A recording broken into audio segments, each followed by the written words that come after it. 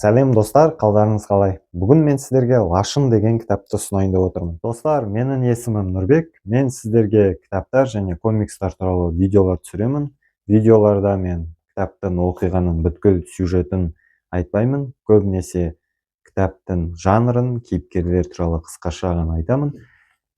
Видеолардың мақсаты сіздер осы кітаптар туралы видеоларды көріп, өзіңізге ұнаған кітапты оқып, осы кітап насихатын жалғастыру. Достар, бүгінгі кітап янг адалт жанрында жазылған екен. Бұл жанрда мен алғашқы кітабым осы оқып отқан.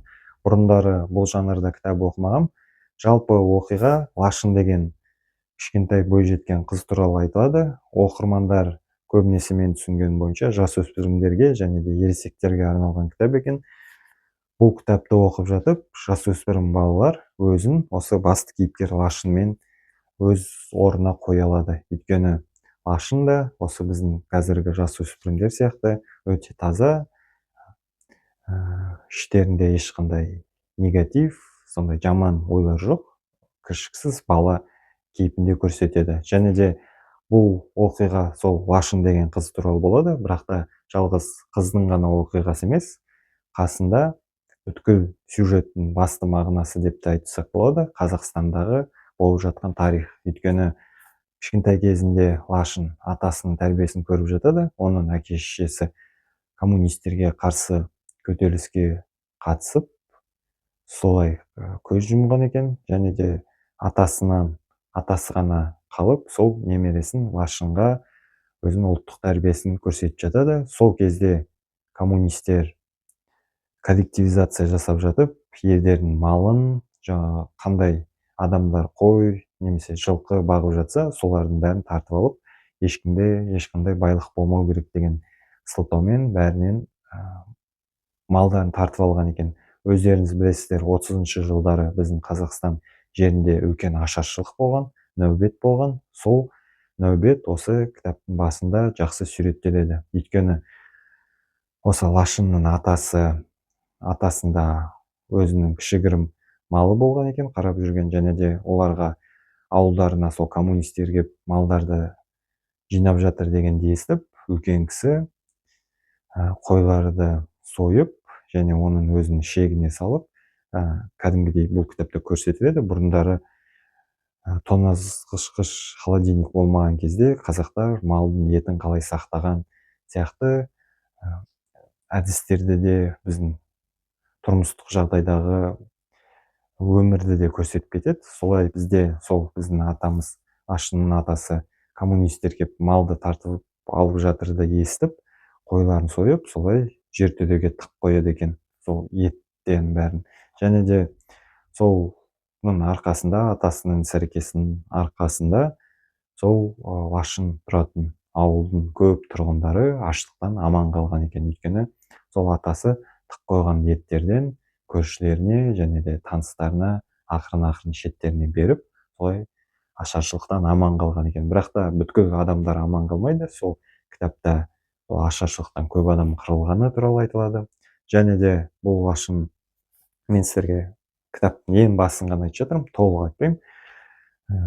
Осы Лашын деген қыз тағы да осы өз ауылынан кетіп оқуға түседі, және де талай қызықты оқиғалар болады. Және де тағы да маған ұнаған сәті, Лашын оқу орнына барған кезде, ол жерде өзінің бір ұстазын кездестіреді. Сол кезде Қазақстан тарихында тағы да бір сәт көрінеді.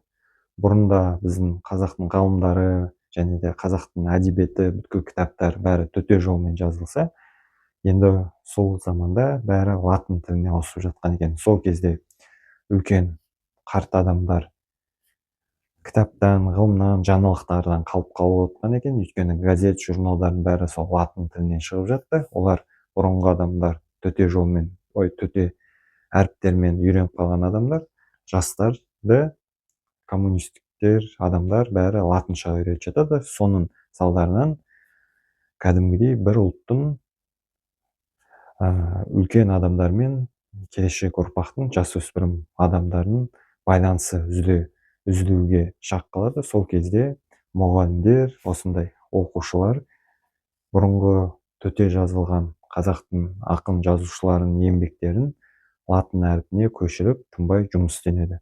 Міне сондай да кішігірім кәдімгідей ерліктер осы кітапта көрсетіледі. Маған сол жерде ұнады, және де бұл кітапта көп тарихи сәттер өте көп болады. Мен сіздерге бәрін айтсам, сіздерге оқуға өзіңізге қызықсыз болып қалуы мүмкін.